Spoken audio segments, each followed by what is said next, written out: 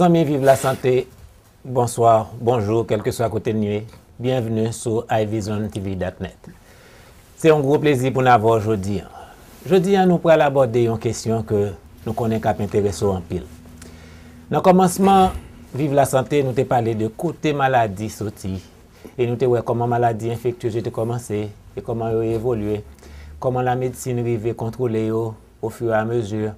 Et puis, des changements qui fait dans la tendance, là, côté mortalité et morbidité, ça veut dire maladie, viennent dominer avec maladie chronique, particulièrement dans les pays riches et tant qu'aux États-Unis. Aujourd'hui, nous allons aborder une question qui concerne particulièrement maladie chronique. Côté maladie chronique, sorti. Question ça, au cas où on a pile explication sur lui. Mais il y a un ensemble de bases, dénominateurs communs qui sont présents dans presque toutes. Et c'est une question importante ça aujourd'hui, nous pourrons le débattre avec Dr Bastien. Dr Bastien, bienvenue dans Vive la santé.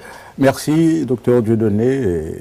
Je suis content de vous retrouver et les auditeurs aussi, et particulièrement Jean-René qui n'arrête pas de se surpasser dans sa manière d'organiser cette production.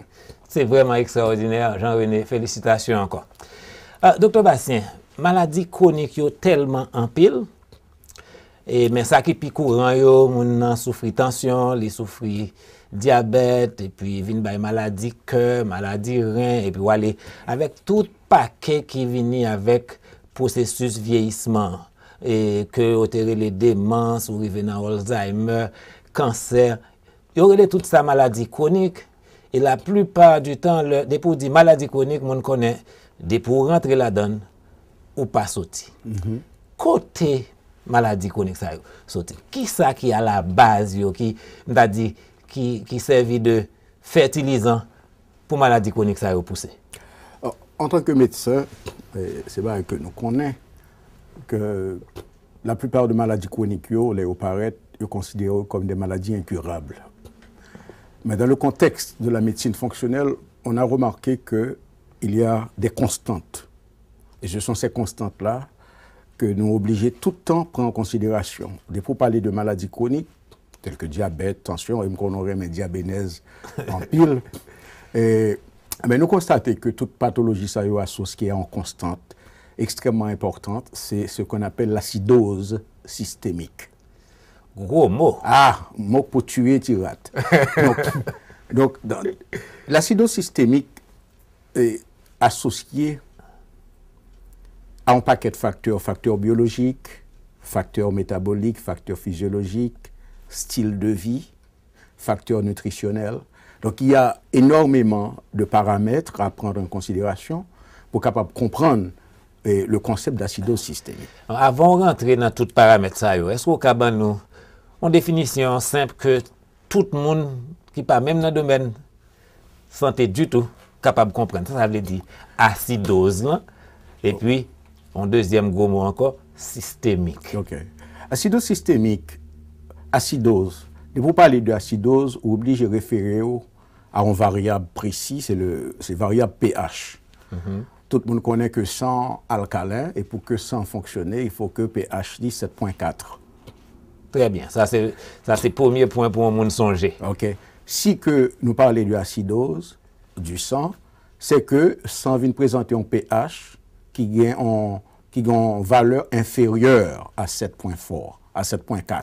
Ok. Alors, là où on regarde la chimie en général, il dit depuis pour dépasser 7, on a alcalin, et depuis plus bas que 7, on a acidose. Mais là, on va parler de corps humain, depuis plus bas que 7.4, ou déjà commencé dans la mauvaise direction. Sous variance d'une décimale, c'est-à-dire au passé de 7.4 à 7.3, ou déjà dans l'emphase acidose. Extraordinaire. Ou descendre vers l'acidose. Parce que la marge est une marge logarithmique ou exponentielle. Ça dépend du point de vue auquel on considère le concept. Et variation décimale, ça a un impact énorme au niveau de la mesure, et au niveau des variations physiologiques qu'entraîne cette différence de décimale. Si que son variation décimale supérieure ou passée à 7,5, on a le cas là aussi. Donc, 7,4 est extrêmement important, son valeur statistique, qui est très importante, qui permet que tout effet tampon, buffer, vienne jouer l'ensemble, qui peut maintenir et pH ça. Si ce n'est pas ça que fait, il y a un problème de distribution de nutriments, il y a un problème de viscosité sanguine qui peut le poser, et il y a un paquet d'interférences biochimiques qui peut le faire qu'il y a des bactéries qui vont se multiplier beaucoup plus rapidement et beaucoup d'autres facteurs. Donc 7,4 là pour cent est extrêmement important. Eh bien, le même phénomène se reproduit aussi au niveau du plasma. Le plasma, le pH du sang doit rester constant, mais le pH du plasma varie. OK. Ah, c'est ça. Donc, le pH du plasma va varier en fonction du rythme nictéméral. Ah, ça veut dire. C'est-à-dire que c'est le jour et la nuit. Vous comprenez, nous dépendons des rayonnements, des radiations du soleil. Et l'oral dormi et pH plasma a changé. Laisse la journée que vous vivez, pH plasma différent. Well, mais d'un côté, pas une journée ni la nuit, les gens vivent. Mais, parce que... non, ça dépend, très belle remarque, soit vivre au pôle Nord, ou bien développer un métabolisme qui est adapté et qui a un processus d'autocompensation. Parce que quoi fonctionner au niveau de la glande pituitaire et la glande pinéale avec les radiations solaires. Et c'est ça qui détermine une série d'activités hormonales, parce que les hormones vont évoluer avec ce rythme nictéméral, diurne. Et c'est pour cela que, par exemple, à partir de 9 heures,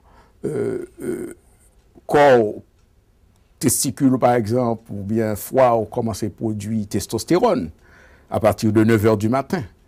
C'est associé à la radiation solaire qui agit sur pituitaire et sur pinéal. Donc, acidose là pour jouer en relation ça tout. OK. Acidose systémique, nous parlons de système, donc ça c'était pour l'acidose. Maintenant, pour parler de l'acidose systémique, la notion de système veut dire qu'on se réfère aux interactions de tous les systèmes du corps, que ce soit système digestif, système circulatoire, et système endocrinien.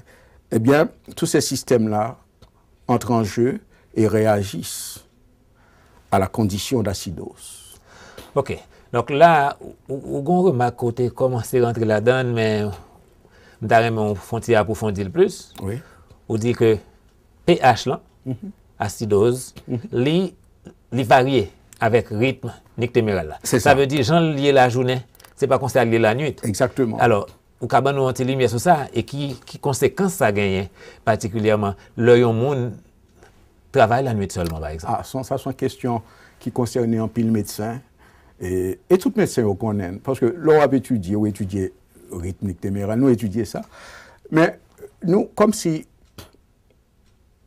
médecine a un problème là-dedans, c'est que et surtout au niveau au médecin, ou bien connaissance là. On pas appliquer la vie.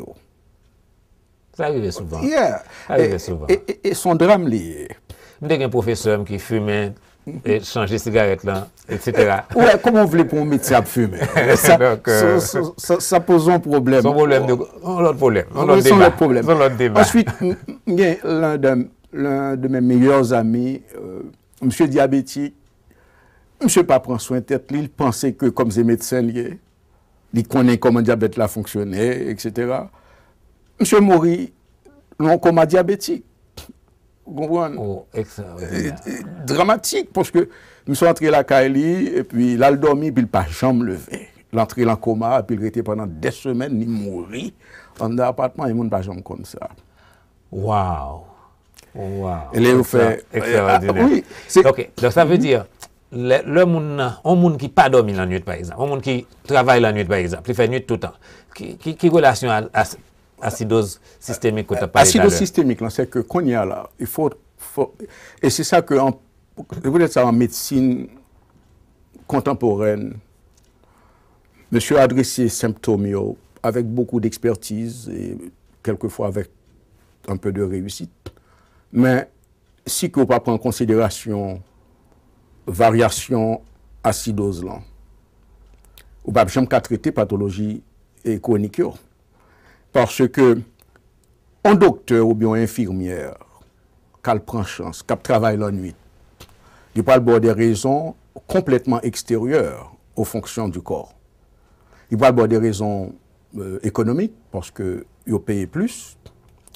Il y a des gens qui peuvent présenter des raisons psychologiques. Ils peuvent dire que la nuit, c'est plus tranquille. Mais qu'est-ce qui se passe la nuit? Le corps est programmé avec le rayonnement du soleil. Donc, lorsque la nuit tombe, et cela commence à 6 heures du soir, quand on arrive vers 9 heures, entre 6 heures et 9 heures, il y a ce qu'on appelle un coup de pompe, c'est-à-dire une sensation de fatigue. On a envie de dormir, et il n'est que 6 heures. C'est parce que fréquence UV a changé. La nature des UV change. Rayon ultraviolet. Rayon ultraviolet. Et c'est eux qu'elle parlait avec Jo, qu'elle parlait avec Pinéal. Ensuite, une série de perceptions Gauguin qui en dessous du seuil de conscience, qu'on captait quand même au niveau de l'hypothalamus, yeux à entrer dans toute fonction ça. Donc, laisse arriver entre 6h et 9h, il y a une information qui passe dans le cerveau et qui dit que glande pinéale là, pour commencer, produit mélatonine. Et c'est exactement ça, le rythme nictéméral là. Que glande pinéale là commence à produire mélatonine. Qui ça mélatonine? Mélatonine sont en forme d'endorphine qui commence à calmer toute fonction biologique. Okay. La préparer quoi pour le repos. Donc système digestif ou pas gain même mobilisation pour le produit enzyme par exemple au niveau de l'estomac. Donc pas voir que au niveau de sécrétion enzymatique qui diminue considérablement. Ça ce sont des recherches cliniques et statistiques qui ont été faites, établies et prouvées. Et permettez-moi un petit peu.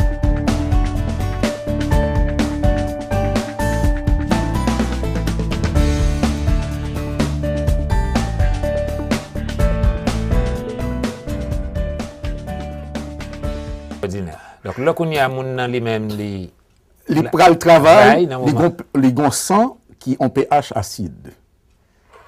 Et qui conséquence ça? Eh bien, conséquence, c'est que le niveau de vigilance diminue considérablement. Le niveau d'évacuation, le niveau de performance intellectuelle. Ou pas conseiller de monde qui travaille la nuit après un certain temps, il vient le cerveau bloqué. Et c'est pour ça qu'on a pu retrouver des gens qui travaillent la nuit et qui sont atteints de panic disorders. C'est-à-dire que mon n'a pas volé la machine parce que l'habitude travaille la nuit. Il dit que il peut aller tel côté, puis tout d'un coup, il oublie qu'il va aller, puis sur route New York.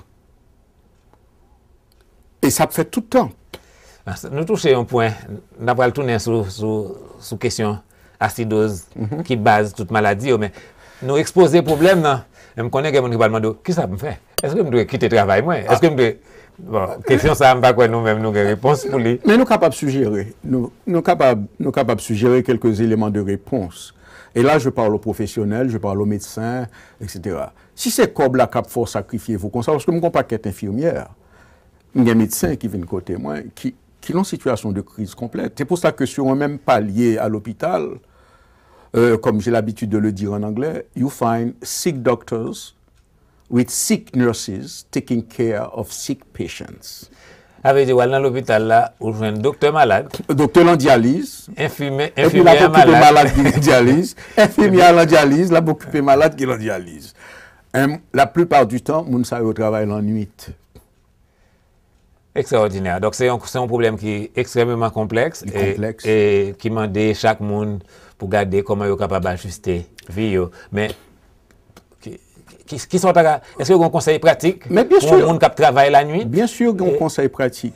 La première question à se poser, et je suis médecin, je travaille pour aider les gens. Alors les gens vont dire, mais ceux qui travaillent la nuit, et les malades dans les hôpitaux la nuit, qui va s'occuper d'eux?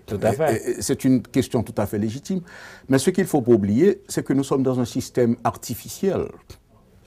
C'est-à-dire que le rythme des villes, la civilisation est artificielle. La civilisation se fait au détriment des fonctions biologiques. OK, ça c'est la situation, mais ayons un individu qui est dans la situation ça. Est-ce que vous avez un conseil pratique? Un conseil pratique, d'abord comme ça, c'est pour le chital réfléchir, pour le faire un choix entre Kobla et Santel. Ça, c'est la première réflexion. Ça, c'est première. Mais ça, c'est solution. Oui. Est-ce que vous avez un palliatif? Eh bien, à monde qui lui-même décidé quand même continuer de travailler la nuit là. Est-ce que vous avez un palliatif? D'ailleurs, il y a un paquet de monde qui fait ça pendant 25 ans, il dit qu'il n'y a pas jamais gagné.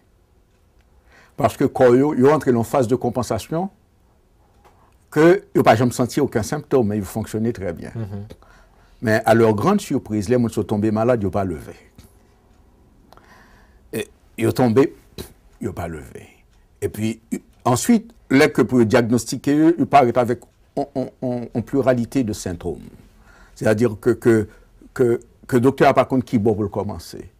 Je n'ai pas une infirmière qui vient avec sarcoïdose, monde qui a des problèmes mentaux, monde qui a dépression, monde qui vient des troubles du langage, monde qui fait hypertension, monde qui a des équilibres hormonaux. Vous présentez tous les symptômes qui rattachés au concept d'acidose systémique. Yes. Donc, on nous retourne dans songez côté c'est parce qu'on a parlé de comment pH li varie avec rythme nictéméral. C'est ça. Et qu'on a nous on a rentrer dans cause à côté nous va dire comment acidose l'en fait. D'accord, dit c'est maman, papa, grand-papa, maladie chronique. C'est comme si c'est terrain fertile côté maladie chronique poussé.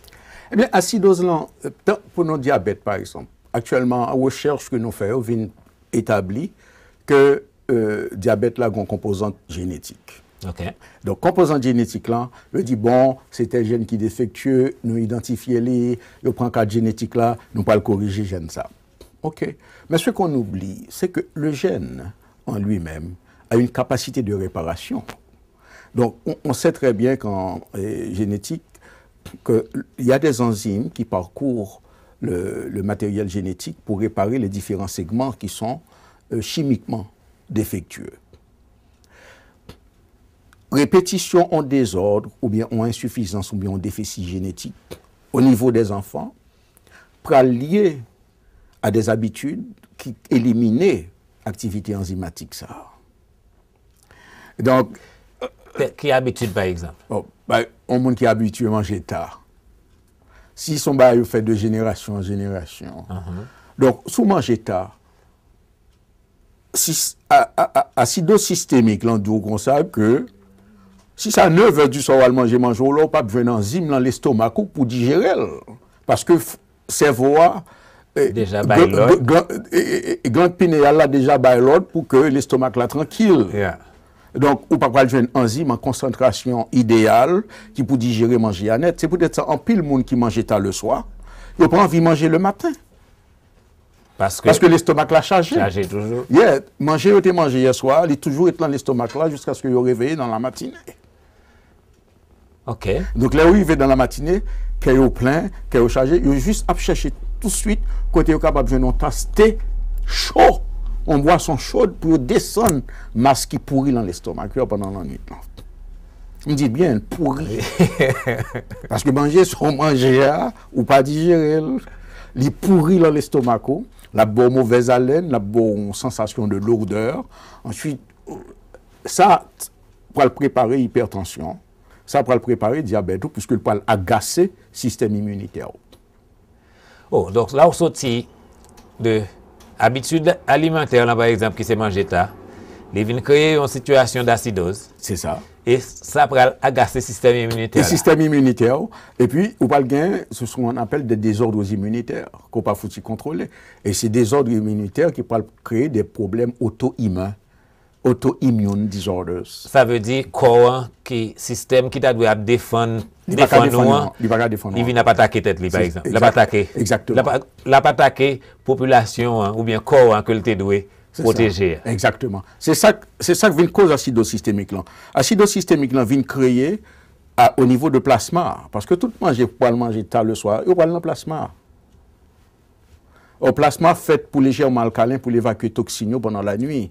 Or, qu'on y a, il est obligé le pack alcalin encore obligé de venir acidique. Donc, automatiquement que sans acide, puisque son sorte de principe, parce que qu'on a programmé pour éliminer toxines et à travers du sang pendant la nuit. C'est pour ça que le sommeil est réparateur. C'est pendant la nuit que le corps évacue les toxines, puisque on n'a pas, dans le champ de la conscience n'est pas actif, n'est pas en éveil. Nous connaissons tout cela. Ce sont des principes de physiologie que nous comprenons, mais jusqu'à présent, apparemment, il ne nous a pas été possible de les intégrer pour les comprendre dans la gestion des pathologies chroniques. Et là, il y a plein de monde qui ne pas comprendre l'information qu'a partagée là aujourd'hui. Et c'est la première fois autant que manger à souhait, ce n'est pas ça qui est idéal. Ou avez même livre qui est écrit qui dit que il est bon pour prendre un seul repas et prendre le soir.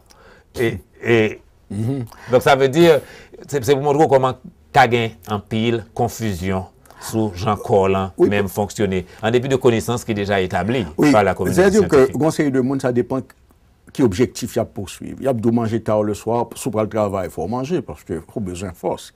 Ça ne veut dire que quoi, pas pour l'adapter, non? Sous force, c'est quoi pour l'adapter? Toi, une capacité d'adaptation extraordinaire. Il faut l'adapter, mais là, le présente au bill, là. À pile cher. Est-ce que vous comprenez? Vous voulez le manger? Eh bien, tout d'un coup, l'estomac n'a pas de produit enzyme, pas le produit enzyme pour. Alors qu'en réalité, quoi, le travaille bien, il produit maximum d'enzymes entre 7h et 9h du matin. Entre 7h et 9h du matin, c'est là ça que l'estomac produit toute enzyme gastrique, subgastrique, haute concentration. pH, l'estomac vient 2 le matin. pH 2. Ouais, pH là côté le tourne encore. Or, second pH qui vient varier et que pH là pas 2 dans l'estomac, ou pas capable de digérer manger bien. Extraordinaire. Il y a toute question acidose, nous rapport avec maladie cœur. Dis un petit mot sur l'autre gros fléau dehors qui est le cancer. C'est la même chose. Le cancer, sous l'acidose, ou pas le cancer là, acidose a pas déclencher en différence au niveau de la mitose cellulaire. Mitose, ça veut dire que les cellules multipliées. Donc, au niveau de la mitose, ouais, on connaît que cancer, les cellules cancéreuses en général ont une mitose supérieure aux cellules normales. L'acidose favorise l'évolution du cancer. Et si on modifie et on balance l'acidose du plasma et l'acidose du sang, il est difficile pour qu'un cancer continue à évoluer. Extraordinaire, vous pensez... C'est fabuleux. Mais, yes. Vas-y, parce que nous allons le finir. Oui, parce que pH là, c'est peut-être ça qu'actuellement là, on mode et alkaline water, mais son mode dangereuse que lié. Parce que alkaline water, il dit son pH qui est supérieur à 7.4. Il y a un pH qui est 9.5, pH 8.5, ce sont des niveaux alcalins. Bon, bah, que vous oubliez, c'est que l'embouche, il y a une salive qui est alcaline, 8.5. Là, on descend dans l'estomac, là, pH là 2. Là, on descend dans le duodénum, pH là 27. Quand on descend plus bas et dans l'intestin, pH là 6.2. Et puis là, on descend dans le côlon, même 6. Donc, il y a une variation de pH. Donc, on ne peut pas prendre de l'eau qui est alcalin pour dire qu'on peut alcaliniser toute bagaille. Alors que tube digestif ou déjà. Lui-même, il déjà fonctionne. Des pH différents. Extraordinaire. Mais il est bon pour, avec stimulation que je dis à vous, même vous continuez à chercher information pour que vous compreniez ni plus. Mais dans la prochaine émission, nous allons venir pour dire comment on peut faire pour adresser question acidose systémique ça pendant qu'on va pas ajuster habitude. Et si vous avez besoin de plus d'informations, vous pouvez appeler le numéro de téléphone ça 407 765 5075 et gardez en bas l'écran ou pour l'adresse Kenor International et vous pouvez appeler, vous pouvez parler avec Dr Bastien et éventuellement vous pouvez décider de rendre une visite. côté wap cap joindre éducation qui est plus personnalisée et des services de santé qui est approprié.